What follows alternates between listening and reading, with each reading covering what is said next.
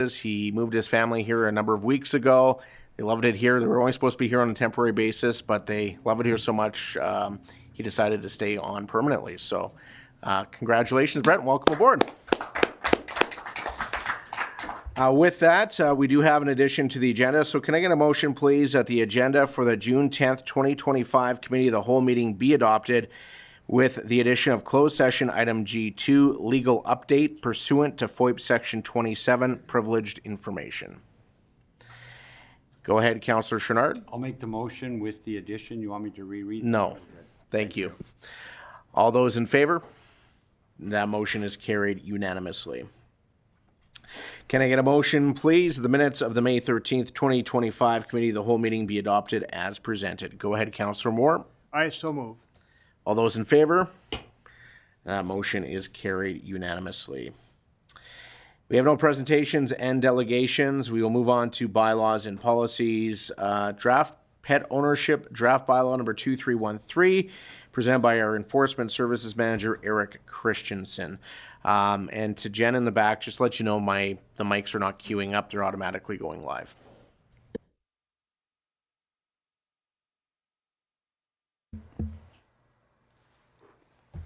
Good evening, Mr. Mayor and council members. I'm here tonight to bring back the responsible pet ownership bylaw for you guys for your review.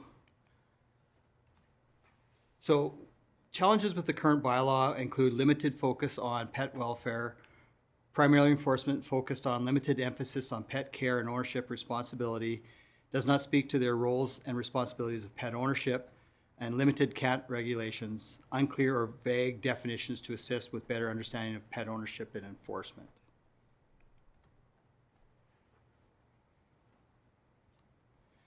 So we brought this back a while back, and we had looked for some direction. So through that direction from council and committee and the residents, we came up with the different changes to the current or the proposed bylaw. I went through the list here. So we had number of animals. We changed that to 3 dogs or 3 cats to a maximum of 4 animals combined. We added the fostering, which was they're required to get a license, but no fee may be exceeded to exceed the number of animals. Chickens and livestock not allowed unless council special resolution. Cat traps will be issued by the town. Now to add to that, we do accept when they are personal traps, as long as we're on shift, we're able to assist with that when we can.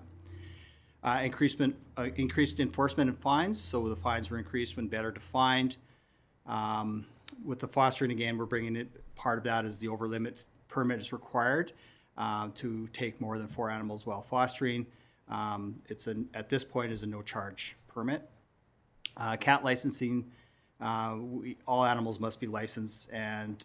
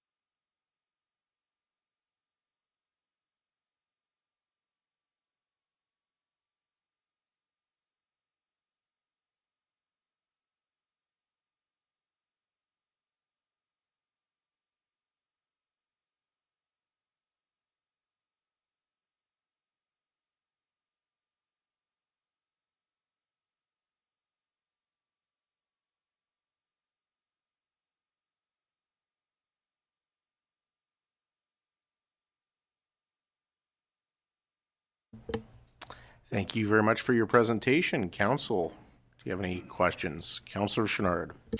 Through the chair to Eric, reading through this, and I'm not against cat licensing, but where it stated that the pet must have the license all the time, so cats wear breakaway collars so they don't get, if they get stuck somewhere. So a lot of times it would not be unusual for a cat to not have a collar because the license, like where it says the dog or cat must have a license. But what's going to happen in those kind of cases? The owner comes along and said, yes, it's my cat. Yes, I have a license. Are we going to give them a warning first? Because cats do wear breakaway collars purposely. Great question through the chair to Councillor Chenard. The reason why we want the tags on there is we need to know who that cat belongs to. So if we can't readily find that owner through a tag, then we have to take it to the pound. We have to try to find the owner. The owner has to try to find us, has to try to find the cat. It just adds to our service level again. So having that tag on there, they're going to need to have it on there.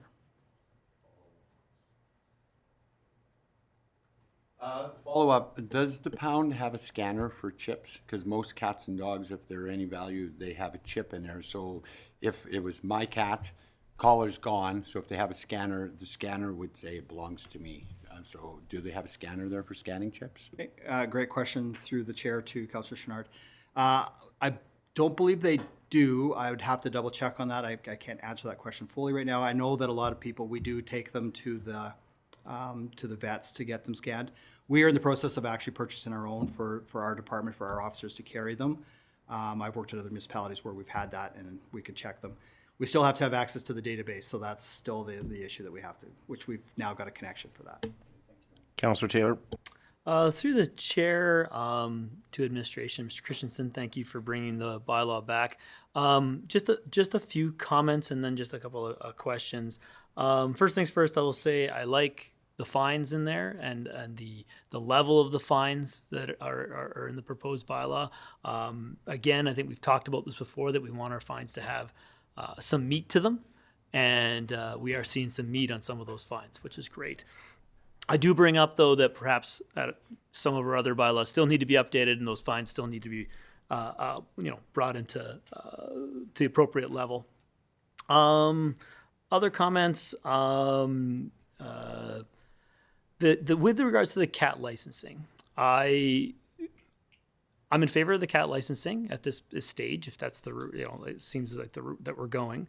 I would like to recommend, whether we need a motion at the time of when we pass this bylaw, to perhaps make it free, like to license your cat for the first 6 months or something like that, just to get cat owners who generally have never licensed their animals in town to do it. And if they're going to do it, they do it the first time, they're more likely to do it in subsequent years, right? And if we can encourage them to say, hey, come on in, no fee this time, and get it done in the first 6 months, okay. And then we get into a habit of, okay, now there's a fee attached to this, right?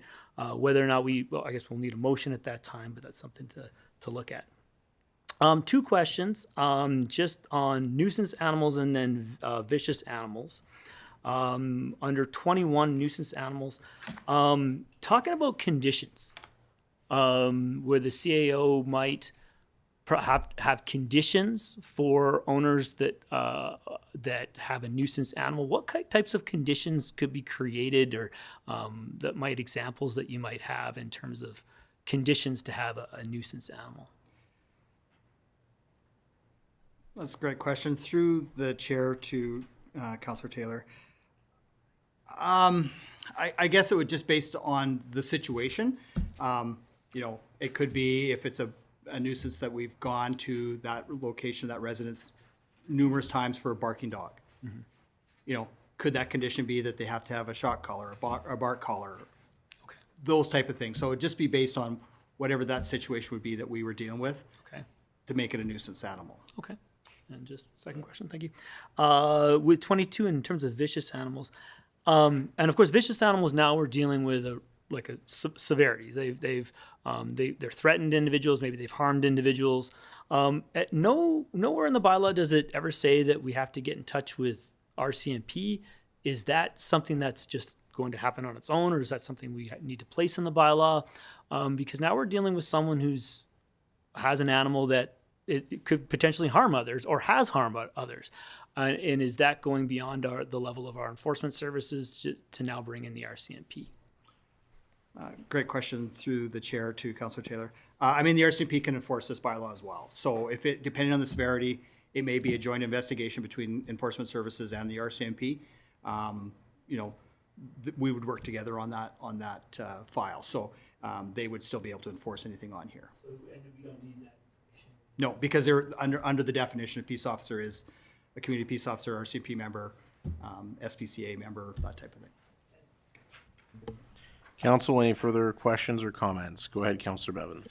Through the chair, Eric, on your definitions of like nuisance and aggressive animals and that, on the aggressive part, you're not going to go on the breed of the dog, eh?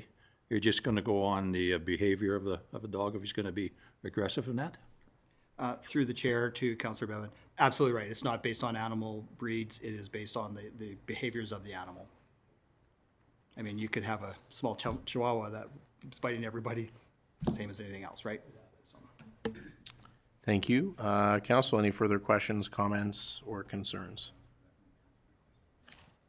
All right. Do you have enough feedback, Mr. Christensen? Yep. All right. Thank you. Thank you very much. And just a reminder to committee members to address the staff by their last name, please. We're moving on to business items. We're moving on to the Town of Edson Positive Ticket Program. Once again, Mr. Christensen, go ahead.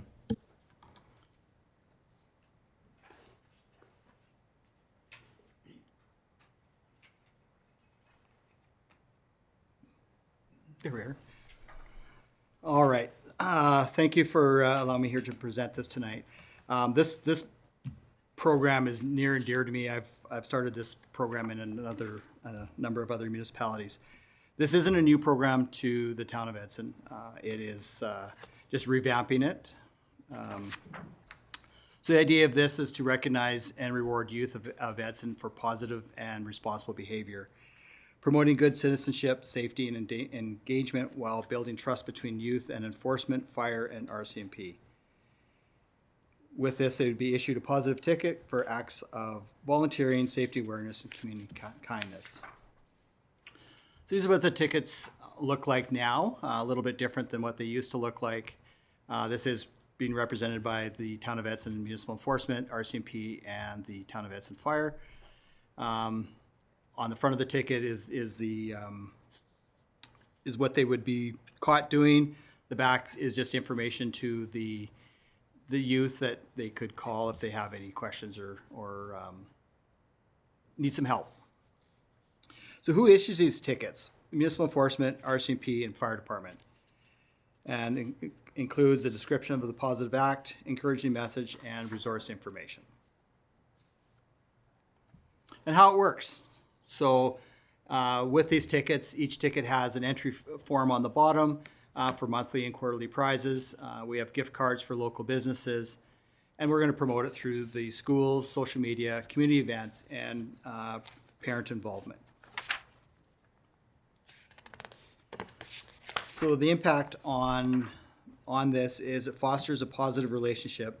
It builds trust with the youth, encourages civic engagement, and inspires pride and responsibility, strengthens community ties, which would involve the schools, businesses, and families. So our next step, we're launching on June 18th, 2025. This will continue with a year-round focus. We will have seasonal campaigns such as the bike safety and holidays. And there is opportunity to expand with local partners. With that, I open it to any questions from council. Thank you, Mr. Christensen. Council, any questions? Go ahead, Councillor Moore. Yes, through the chair to Mr. Christensen. What age group are we talking about here generally? Yeah, great question. Through the chair to Councillor Moore. This could be any age. It could be a 5-year-old, it could be a 15-year-old, 16-year-old.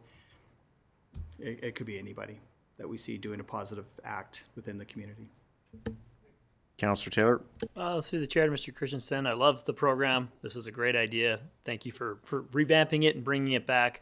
And just make sure you keep in contact with the teachers at the school if you're looking for kids, and go to where the kids are, whether it's the spray park or that sort of thing. I love this program. I think it's a good positive thing to have. And as you said, building those positive relationships between kids and enforcement and RCMP is important. So thank you for doing this. Thank you, Councillor Taylor. Council, any further questions or comments? All right, well, thank you very much for your presentation, and looking forward to seeing those positive tickets being handed out. We're going to move on to the 2025 municipal election update presented by our returning officer, Ms. Adrienne Tate. Welcome, Ms. Tate. Thank you, Mr. Mayor. Good evening, committee members.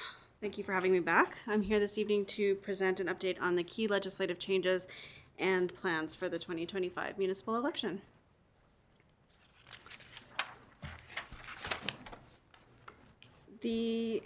As council is aware of several of these, in October of 2024, the Municipal Affairs Statutes Amendments Act was passed. This was formerly Bill 20.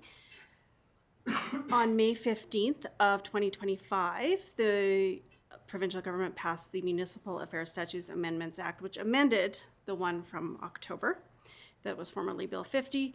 And Bill 54 is now the Election Statutes Amendment Act, and it also received royal assent on May 15th. These are all now in force. These acts introduced changes to several pieces of legislation, including the Election Act, the Election Finance and Contributions Disclosure Act, the Alberta Senate Election Act, the Referendum Act, the Recall Act, the Citizen Initiative Act, and the Local Authorities Election Act. So how does this relate to candidates? The changes to the financial reporting is in advance of elections that are being held in October to align with the requirements for local parties that are now permitted in Edmonton and Calgary. For campaign contributions collected from January 1st to July 31st, a disclosure statement must be filed with the returning officer by September 30th of 2025.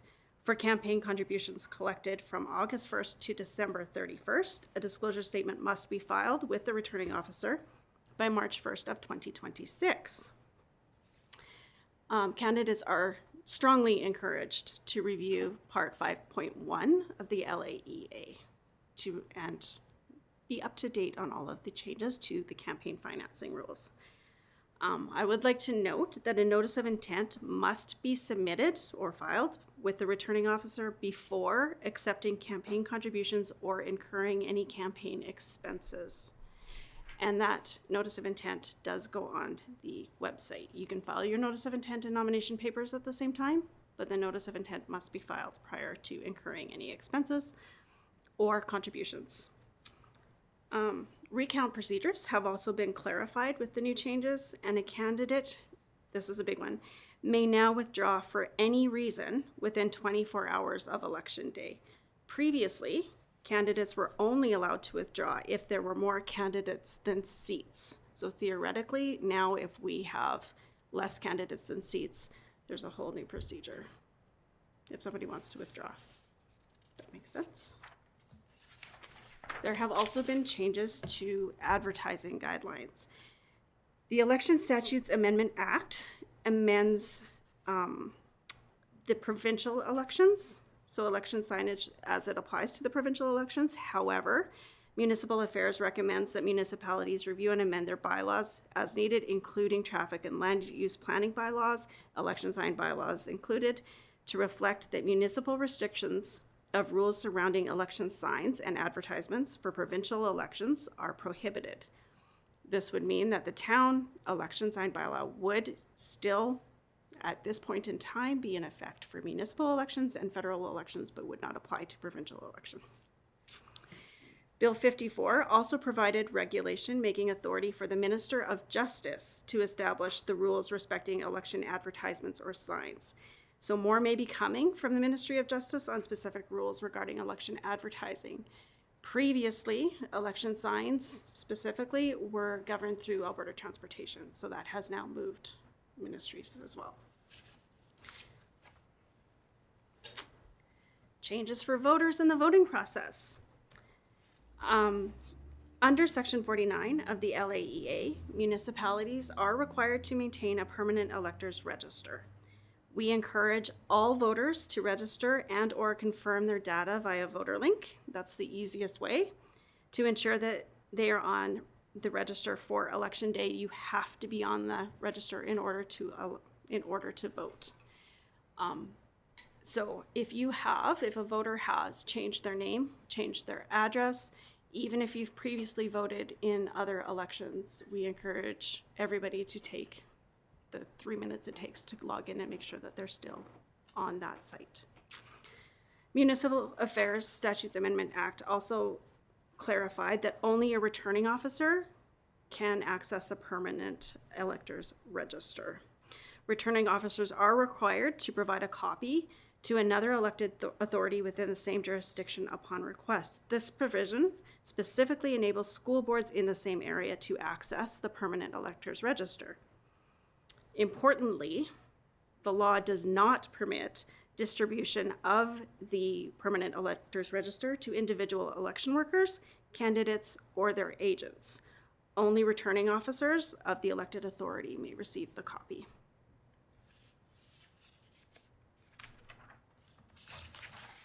Polling dates. This is where it gets fun. Your advanced voting dates are Saturday, October 4th at Griffiths Park Center, and Saturday, October 18th at Griffiths Park Center. This aligns with Yellowhead County to ensure ease of access and minimize any risk of confusion. Key legislative changes also expanded the use of special ballots, which may be requested for any reason. Special ballot applications, legislatively, we will start accepting applications August 1st. Obviously, those packages don't go out until after nomination day. On election day, election will be held the polling station will be at the Royal Canadian Legion. We will be co-located with Yellowhead County and the school divisions at that time. And October 20th, 10 till 8. Institutional votes will also occur on election day. More detailed arrangements will be made with Parkland Lodge and the Edson Continuing Care facilities closer to the election.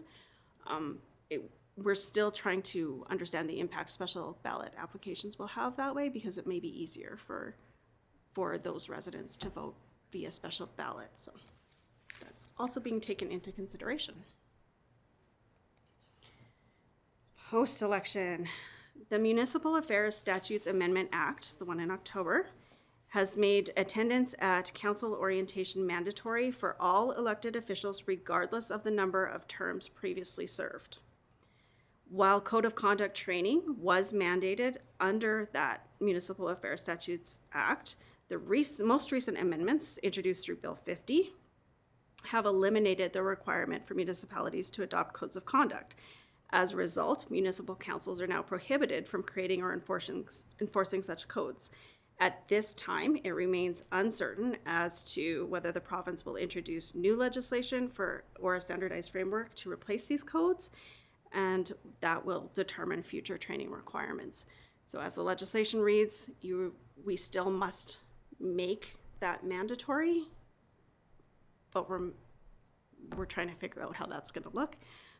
Orientation requirements are divided into two groups of topics: the role of municipalities in Alberta, roles and responsibilities of councillors, roles and responsibilities of the CAO, and municipal organization and function. This training must occur before the organizational meeting, which is scheduled for October 28th. Group 2, that orientation revolves around budgeting, public participation, key municipal plans, projects, and policies. With that said, the plan at the moment is for the 2025 council orientation is full days of orientation and training on October 22nd, 23rd, and 27th. The swearing-in ceremony, organizational meeting, and regular council meeting are scheduled for October 28th, and there will be a budget workshop scheduled for the new council. Questions, comments, concerns? Councillor Chouinard. Through the chair to Ms. Tate. Where the notice of intent on your expenses, so then you, when you're filing your papers, and then you gotta choose a dollar amount, what if you're wrong?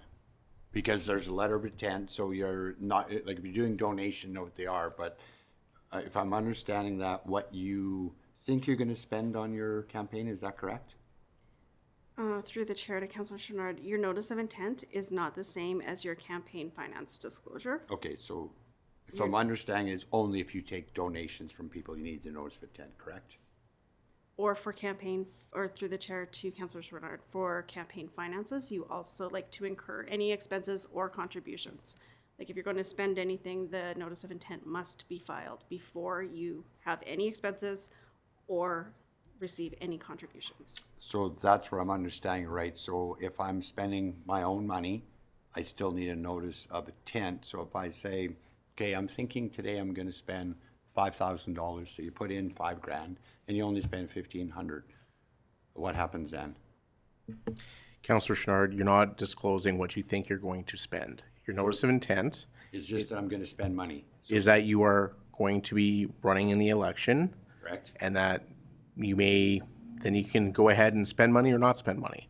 Your financial disclosure comes after the fact. So all you gotta do is notice of intent, I'm planning on spending money, there's no dollar amount attached, correct? Through the chair to committee member Chouinard, your notice of intent is solely on your intent to run in the municipal election. It is not tied to your finances. Okay. However, it must be filed before your finance disclosure. Anything that you would be required to disclose on your finance statements, Correct. your notice of intent has to be filed prior to any of those expenses or contributions. Okay, I just wanted to be clear on that, thank you. Counselor Chachka. Thanks. Through the chair to Ms. Tate. I'm not sure if I don't know, I guess thanks for bringing this forward, all these changes, you know, a few months before the election, right? I mean, that's what we all expected after all the municipalities did this work. So my question is related to the financial reporting. So you mentioned, I don't know if you can go back to the slide where you had the first half of the year and the second half of the year, the contributions that you're receiving from either yourself or someone else. So you have that you need to disclose that they've been received. But then if once you've spent money, so anything you've received after July 31st, you have up until March of the following year to talk about the money that you've received, but the money that you've spent has to be submitted by before the election actually happens? Councillor, or through the chair to Councillor Chashka, I'm honestly still trying to wrap my head around Okay. this, so Okay. this is a more recent, but yes, your contributions are, your expenses are, still you have to do your disclosure statements for both contributions and expenses. That is the understanding at this time. Okay. It is to align with, because of the party system now in Edmonton and Calgary, they are required to disclose, and so they've made it the same across the board. Okay. Yeah, that sounds clear as mud. Sounds really, really thorough. So just another question through the chair to Ms. Tate. So what happens if there was a good deal on signs and somebody bought a bunch last year? And they haven't filed their intent. I mean, I know I'm, iffing here, but then do they just not have to file that? Is it just that's a sunk cost, or do they just have to backtrack themselves? Through the chair, I think that's a wonderful question for the province. Okay, fair. Okay, thank you. Counselor Taylor. Through the chair to Ms. Tate, thank you for the work that you had to do in preparation for all this and what you're going to be doing over the several months answering questions like this. My question is actually is regarding signs. So the bylaw that we've created does not apply to provincial elections. Does the bylaw we created adhere to referendums? We are expecting a referendum perhaps in the new year, but it may be a provincial referendum. There may be signs. You don't know. Okay. That's fair. Through the chair, my understanding is that anything related to provincially mandated election or referendum, all of that, because the Senate referendum, all of those acts were amended, we have no control over that. That is completely within the province's jurisdiction. We did try through our election sign bylaw to make sure that we were aligned with the Alberta transportation rules at that time. Again, when it goes over to Ministry of Justice, there may be changes. We will be monitoring for that. We appreciate this. Thank you. All right, thank you very much. Any further questions that are new in nature? Go ahead, Councillor Chenard. Through the chair to Ms. Tate. So anyone running in the election, if I'm understanding this right, you better book off the 22nd, 23rd, and 27th, whether successful or not, because that will be mandatory and it's 3 full days, correct? Through the chair, yes, that is correct. Those are the dates that we have scheduled for council orientation. And that's right here in Edson, then, correct? Yes, it is. Okay, thank you. Well, because we're having so much fun with these questions, I have a really good question. So they mandate that everybody must attend orientation. So if you're a counselor for 50 years, you still got to go to your orientation, which is fine. What if you choose not to? What is the ramifications? Is there anything in the legislation saying, oh, sorry, if you don't go to your orientation, you can't be on council? Through to the chair, I have not seen what those ramifications would be, but I am very happy to ask and report back. Please do. This is like the code of conduct all over again. Like I feel a rant coming on. I'm just going to move on. Councillor Moore. Through the chair to Ms. Tate, on that topic, what if you can't make any of the meetings? Can you do it virtually, or you have to be show up in person, basically? Through the chair, at this point in time, it would be in person. Councillor Chachka. See, I told you we'd make it easy on you tonight, but apparently not. Go ahead, Councillor Chachka. Thanks. Through the chair to Ms. Tate, keeping in line with this theme that Mayor Zahara started here. So, you know, in the recent history of elections in Edson, we've had a 3-way tie for the final roll, and I think that took a week to sort out with, you know, recounts and all that, and even then it was really close. After a whole week, you've missed all of the council orientations. So, you know, I guess while you're asking the question for the mayor, you know, maybe you can slide in that question as well. Then do they still have to take those orientations? Because I mean, that it still costs money, right, to run those. And sometimes, you know, doing an orientation by yourself is really unproductive. So anyways, if you can throw that question in, that'd be great. Thank you.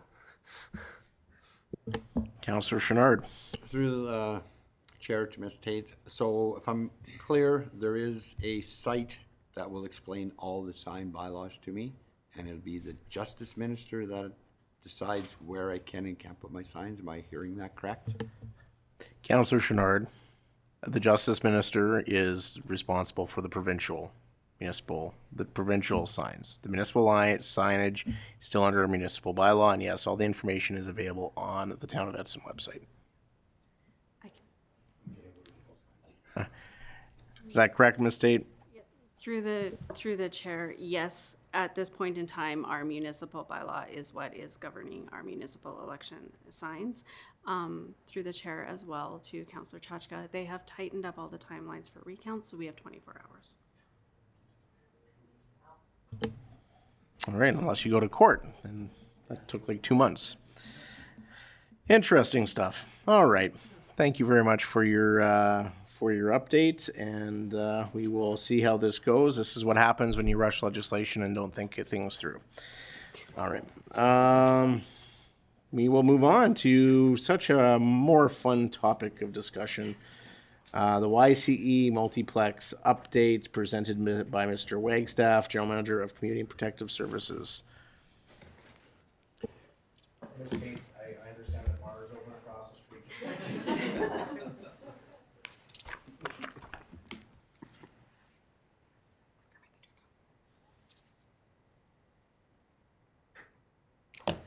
Thank you. Mayor and Council, it's a privilege to be able to do an update now that things are really flying. One of the things I'm just going to preface is this PowerPoint was prepared last Thursday, and one of the themes you're going to hear today is things are changing daily with this project, progressing forward on a daily basis, which is very exciting. You literally can see things forming in day by day. One of the updates, as I understand, that council is aware of, as well as the community, as we've been doing promotions, making the community aware of this, is we did make some traffic adjustments on adding a four-way stop that was just a two-way stop previously at 49th and 12th. We have done enforcement over there with patrols on municipal enforcement, doing an education campaign with people, just making them aware, because the first couple of days there was quite an adjustment to be made, and there were a number of infractions where people were not we're not stopping, and they were going through that four-way stop. Observations have been that has decreased significantly. I want to add a thank you to the quick response with Public Works, because when the four-way stop first went up, it did not have the flashing red. And before the first day was out, Public Works was able to get over there and add a flashing red to those stop signs. That made a big difference as well. Ongoing, though, just as any construction project would have, there will be intermittent traffic disruptions around the entire block, depending upon where the construction is occurring as we progress. Those will be promoted to the community in advance as much as we possibly can. Most of those kind of disruptions are going to be planned, days, if not a couple of weeks in advance. But we have had some circumstances already where things just came up within a few hours' notice that they needed to do something the following day or the day after, where we may have to promote on the fly some of these changes and traffic disruptions. With that, as I said, things are proceeding daily and changing. Piling continues. Foundation work is beginning for the new pool gymnasium in the east part of the lobby. And also typical with any construction project, you literally unearth things that you didn't know existed.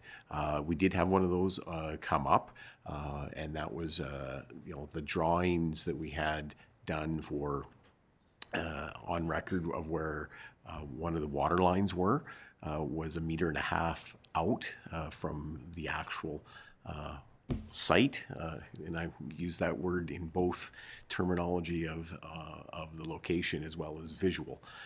So Clark Builders did adjust, brought in some hydrovac to be able to continue with the piling. They understood that the piling, the actual function of putting the piling in was not going to disrupt the water line, and they are making some adjustments with the architect to ensure that our access after the building is built will be able to have full access to that pipeline. That's just an example of the things. Already we're only a couple months in and we've found one like that. So things like that will continue to come up, and we will apprise our respective councils that are partners in this project when things like that do happen. The interim facility entrance construction continues, and I will just be able to now move into some of the visual pieces to that and show you with that. So this picture that you see on the left is the drainage, the surface drainage that they're putting into the parking lot areas currently. These are I may have to refer to General Manager Kitlitz with the technical terms, but these are catch basins, if I'm not mistaken, Mr. Kitlitz. Yeah, manholes, yeah. And so they're installing those, and these do all interconnect to the storm pond on the east side. So that's what you're seeing occurring right now. And the storm pond is completed now. It is on the right-hand side. One of the pieces that we are still working on with the consultants is the environmental pieces with the federal regulations with regards to the discharge into Wasp Creek. So that's a paperwork trail that needs to occur, but that is in process right now. But the actual physical build is now complete once they tie in the pipes. As we said about the piling, again, this picture is a few days old now. This site looks much different than what you see here, but this is from last week.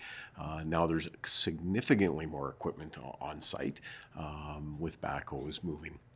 The other significant changes you see on the right, this was again last week where they were working on the new entrance that runs through the current aquatic center and by the pool change rooms. Those doors that you see that are boarded over at the end of the picture on the right are now installed, fully enclosed, as well as the enclosure around the new entrance to the lobby area of the pool where the reception desk is inside the pool.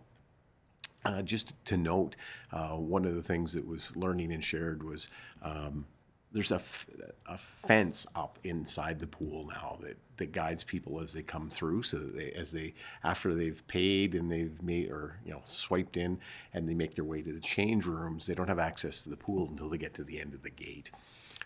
It has been commented, by a number of the staff at the pool that why didn't we do that before? Why hadn't we had that in sooner?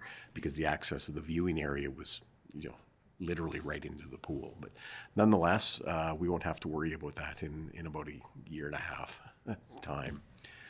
But again, these pictures I do show, they are going to be up on the website for updates as well at ycmultiplex.ca. But there will be new pictures even since these ones have been taken. Again, it was scheduled that by mid-June that we would have the new temporary entrance open and they would shift to the parking lot. That's going to be into July now. It doesn't throw off any of their construction schedule. It just indicates that that we're going to continue to use the main entrance as it is for about another 2 to 3 weeks longer than they initially had anticipated moving it. But once they do shift that activity from the north end of the parking lot and build the temporary parking lot, they will then begin the work of ripping up and beginning to build on the new arena site. And at that point, we will be using the temporary access to the facility for the next 18 months. Again, just as a reminder, this will be the end result. At completion, we'll have a grand new entrance on the northwest corner, a secondary entrance to the east, and the existing entrance will be changed but enhanced on the south end. Update, this is constant since the last presentation a month ago. There has been a number of tenders that have closed since then, which has added, that's tested the budget at $86.77 million that council approved a month ago. And the project budget is within that $86.77 million. So as we're moving through the construction phase, that 10% contingency that was reported to council is shifting from 5% of that is shifting from design contingency into construction contingency or being used in construction. And so everything is staying within any variances that we're seeing in the tenders are staying within the budget by use of that contingency, as it was intended originally. And a bit of an update on the design. So again, we're getting very close to being able to have a full design of the renderings. But this is an update renderings for the existing lobby, as you see. So it will become an area. Now, this just shows a wide open area, but it would have some tables and space in it to support the concession and areas for congregation of people. To the left, where you kind of see the green wall, that's the existing washrooms and entrance into the existing washrooms. And then the far end is where the glass entrance into the pool exists, and it's going to be a full wall. The ramp and doors that go down into the pool currently will be ramp and doors out into the main lobby. So that is a rendering just showing how that can be cleaned up. Now, it's not going to be white paint like that. This is the rendering. It will have a colorful to the colors of the greens and the blues that are being used. But what this is showing is that the OSB starting to be incorporated, showing that theme. You're starting to see that theme now that represents Edson and the area here, that woods and the greens and the blues sort of thing. The other area that it's going to be incorporated, OSB and that wood and the blue water and sky and greens for the grass, that's the theming that for color scheming it's working. And this is the rendering for the curling rink lounge, which is currently where the viewing area is in the Memorial rink. So you can kind of get, sort of the feel to the lounge that will be associated with the curling facility. And again, you can see the color scheme throughout.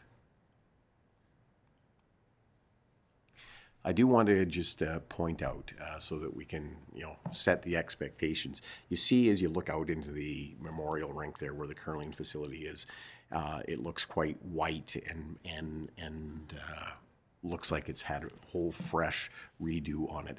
The roof and the ceiling of Memorial does not have any plans in this budget to have any renovations done to it. So what you see now is what we will have for the roof and ceiling. This rendering does look like it's a new facility, and I just want to make sure that we're clear on that so that we have the expectations and understand what the scope of work is for the renovations in that area.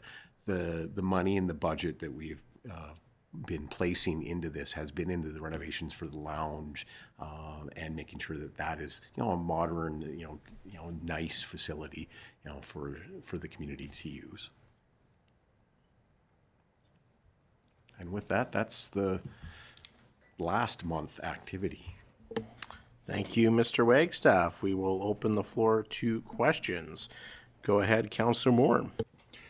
To the chair, to Mr. Wagstaff, give us an example of a known unknown that you've known in the past, maybe, or you might anticipate. I don't know if you could or not anticipate it, but anyway. Through the chair to Councillor Moore, the one that I cited is the one that I would use as the example.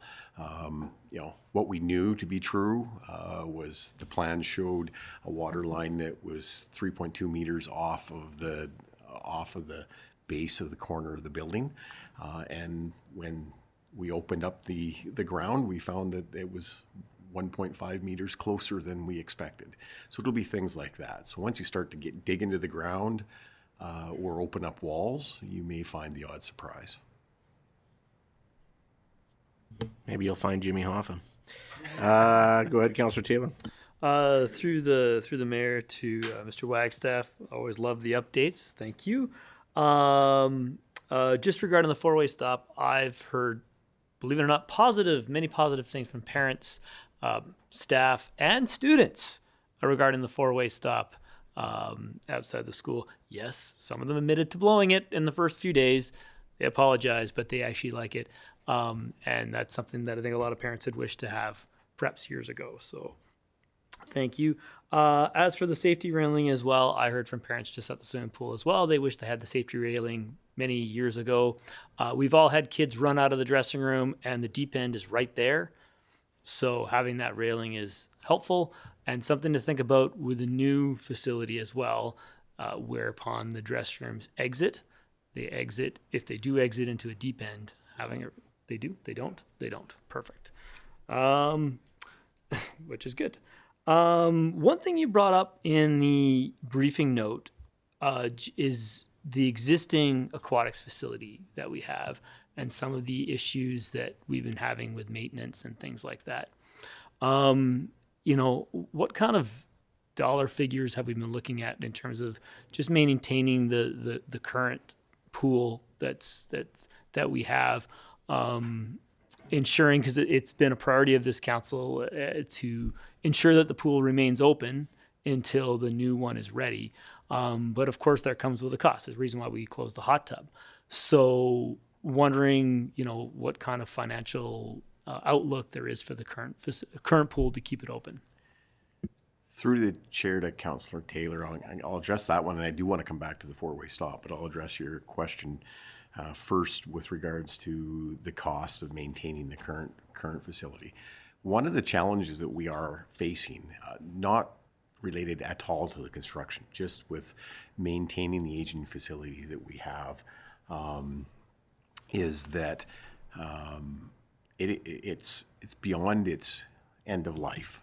So we are, forgive any other description, limping the facility along to try to be able to do the best that our staff can to offer the programming that's occurring in the facility. With specific numbers, I'd have to get back to you, but it is within budget. So you may or may not recall, back in when we were discussing the 2025 budget, that we had increased chemical budget. We'd increased budget, so it was just one large budget line, but we looked at increasing our chemicals. We looked at ensuring that there was dollars there to deal with those things that were coming up through contractor costs. So we had enhanced that budget to make sure that we had some room to be able to deal with those things. And again, back to Councillor Moore's question about the unknowns, not related to construction, but some of these are known problems that the pool is aware of, but some of them are not known problems, and they're coming up as we go. So it is within budget currently. And you wanted to talk about the four-way stop? Four-way stop. Thank you, Mayor Sahara. And I just wanted to share with council and also extend to a thank you publicly to the Grand Yellowhead School Division's Transportation Department, which coordinates busing for both of the school divisions. In the conversations that we were having informally with transportation, that four-way stop was one that their bus drivers were giving, or that intersection was some feedback that the bus drivers had been giving to transportation. It coincided with the discussions about some of the traffic changes and disruptions that were coming up, and that suggestion was made. And so we were able to internally take that, to our transportation area and say, is this something possible? How would this work? And the change was made quite quickly in those discussions. So that collaboration with the school division, sort of led to that decision. Councillor Schnard? Through the mayor to Mr. Wagstaff. Early, I think it was last year, where we said when we're putting the pilings in to keep the pool open, we may fracture the pool. Did those pilings get drilled successfully, or we're not there yet? Through the chair to Councillor Chouinard, I think we all better knock on wood, but all is well.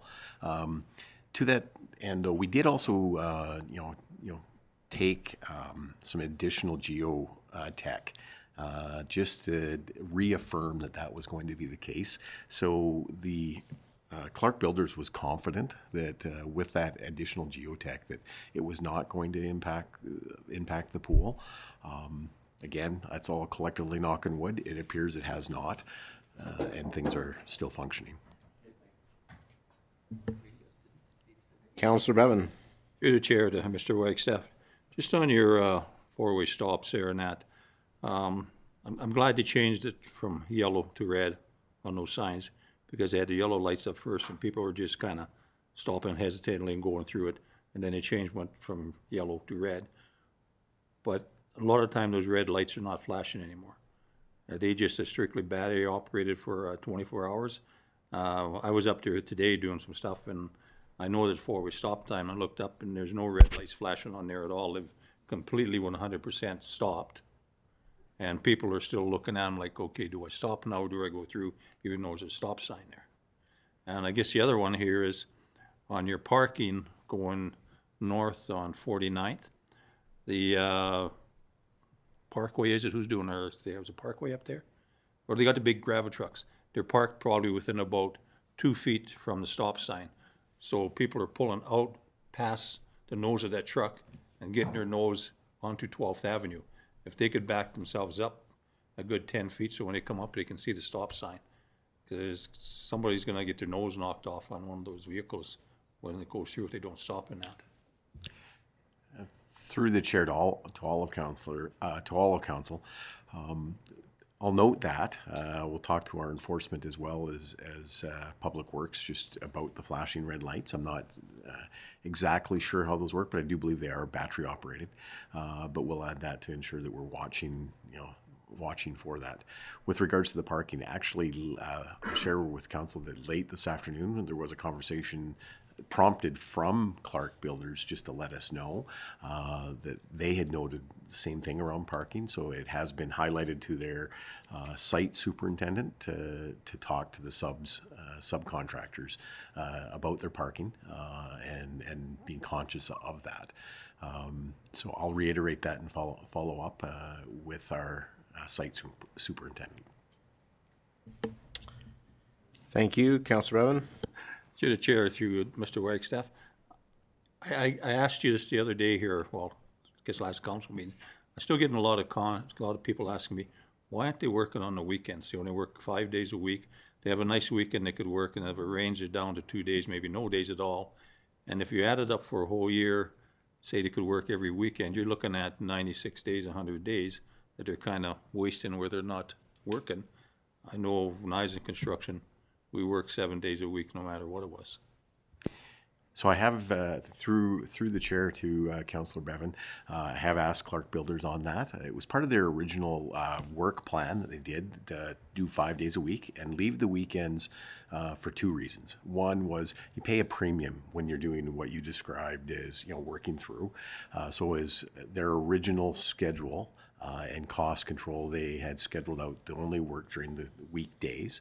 They also found that was a stronger recruitment piece with the trades that they were attracting, because it's more than just local. Certainly those trades that are from outside of town, they were finding those projects when they work Monday to Friday, they have a better attraction and better pricing. And then they also in their schedule, they had used the weekends as those days for if they get behind or if there's rain delays, that they use those extra 2 days if necessary. And then instead of having that as a regular 7 day a week, they're doing 5 days of work and using those 2 extra days if they need to do some catch up or if they're delayed in some fashion. So that was in their original schedule to only do the 5 days a week. At least I can give an answer now. People ask me what's going on for sure. Thank you, Councillor Bevan. I'll get to you here in a second, Councillor Chenard. Just a question, just a little bit further from Councillor Bevan's comments there. So attracting trades, obviously a challenge throughout the province right now with all the projects going on. So I understand Clark has been advertising for laborers and things in our local market. Have they had any success with that?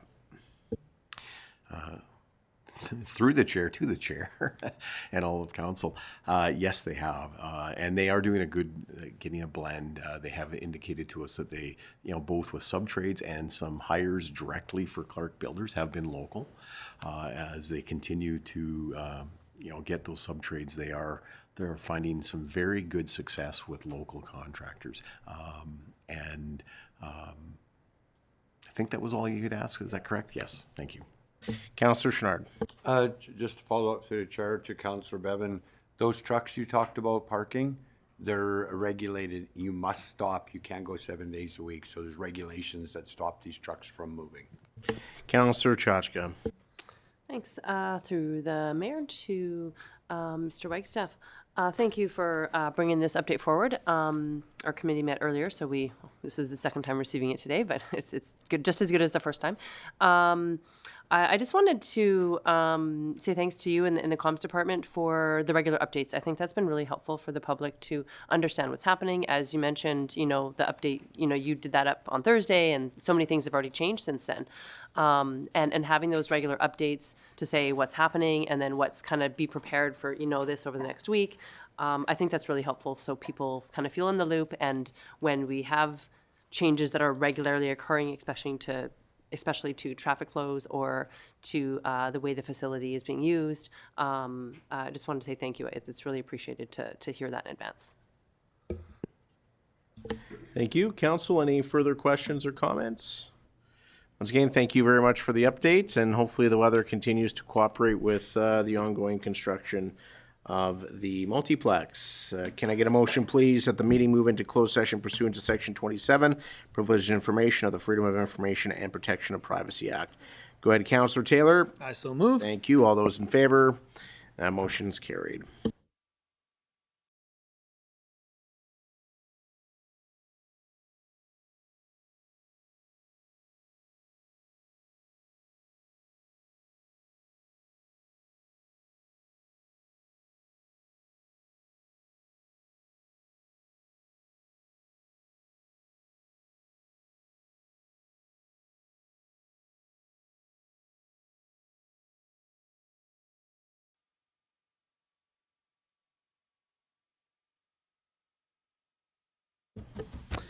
All right, thank you very much, and I will adjourn this meeting. Have a good night.